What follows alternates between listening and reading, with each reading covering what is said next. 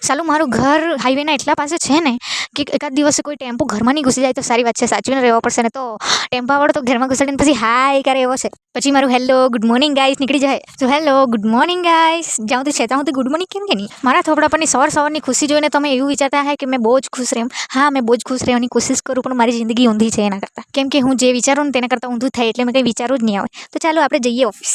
તો ઓફિસ જવા પહેલાં હું દુકાન આવી કેમ કે મને મહેંદીનો કોન જોઈતો હતો. ઓફિસે આવીને પછી હું સફાઈ કરી નાખી, પછી લેપટોપ ઓપન કરીને બેસી ગઈ. તો આજે મને મન થઈ ગયું છે મહેંદી પાડવાનો. કોઈના લગન બગન નથી, એમ જ અત્યારે શરૂઆત કરી છે. મસ્ત દેખાય છે એમ તો, જોઈએ આખી કેવી પડે. હજુ તો અડધું પડ્યું છે ને મને કંટાળો આવતો છે, પણ મસ્ત દેખાય છે ને. પણ મારા થોડા પરથી લાગતું હશે કે મને કંટાળો આવતો છે, પણ હું દોરીને જ રહેવા. તો ફાઇનલી દોરાઈ ગઈ છે આપણી મહેંદી. જો જેવી મને આવડે તેવી પાડી છે. મને એકવાર મારા હાથમાં મહેંદી સુકાઈ જાય એટલે હાથમાં રાખવાનો જ કંટાળો આવે. એટલે મેં ફટાફટ સુકાઈ ગઈ એટલે ધોઈ કાઢી. કલર આનો કાલે સારા આવશે. તો જમવા જવાનો કંટાળો આવતો છે, એટલો તાપ લાગે ને યાર, બહુ જ કંટાળો આવે. પણ શું કરે, જમવા તો જવું જ પડે. ઘડી ભાત જમીને હું ફટાફટ આવી ગઈ ઓફિસ. મારી ભાંજો આવી ગઈ, મારા માટે ખીચું લઈને આવી.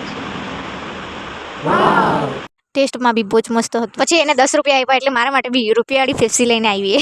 શિયાળામાં તો ઘણાને મેં સીડી જતા જોયા, પણ ઉનાળામાં મેં પહેલી વાર જોયા. પછી 5 વાગ્યા એટલે હું ઘરે જવા નીકળી. મારું કાલનું અધૂરું કામ મોગર તોડવાનું બાકી હતું તો તે કરી લીધું મેં. મહેંદીનો કલર અત્યારે એટલો બધો નથી આવ્યો પણ કાલે મસ્ત આવશે. આજની સાંજ તો જો કેટલી બ્યુટીફુલ છે. આ નાના ક્યુટ વાદળ છે ને એના લીધે મસ્ત લાગે છે. પછી આજે અમારી સાઈડ મોક્ષ માર્ગીનો સત્સંગ હતો તો ત્યાં જવા અમે નીકળી. સત્સંગ ત્યાં હતો પણ અમે પહેલા જમવા આવી ગયા. લાઈન બહુ જ લાંબી હતી કેમ કે જમવાનું એટલું ટેસ્ટી બનાવે લોકો. જમવા માટે બેસવાની જગ્યા બી બહુ જ મસ્ત છે, આંબાવાળી છે એટલે મસ્ત. પછી અમે બી જમવાનું લઈને બેસી ગયા. જમવા કરતાં તો અમરતાના ટેણિયાને આવું જ બધું વધારે દેખાય. પછી અમે સત્સંગ રાખ્યું હતું ત્યાં ગયા થોડી વાર દર્શન કરવા માટે. સત્સંગમાં આવીને મને મારા ડેડની યાદ આવી કેમ કે મારા ડેડ એટલે બધા સત્સંગમાં જાય ને છેલ્લે સુધી બેસે બી. કોઈ ના, હું જ્યાં બી હું ત્યાં મારા ડેડ મારી સાથે જોઈએ, મેં એવું જ સમજુ. થોડી વાર એને અમે ઘરે જવા લાગ્યા. મળીએ કાલે, બાય.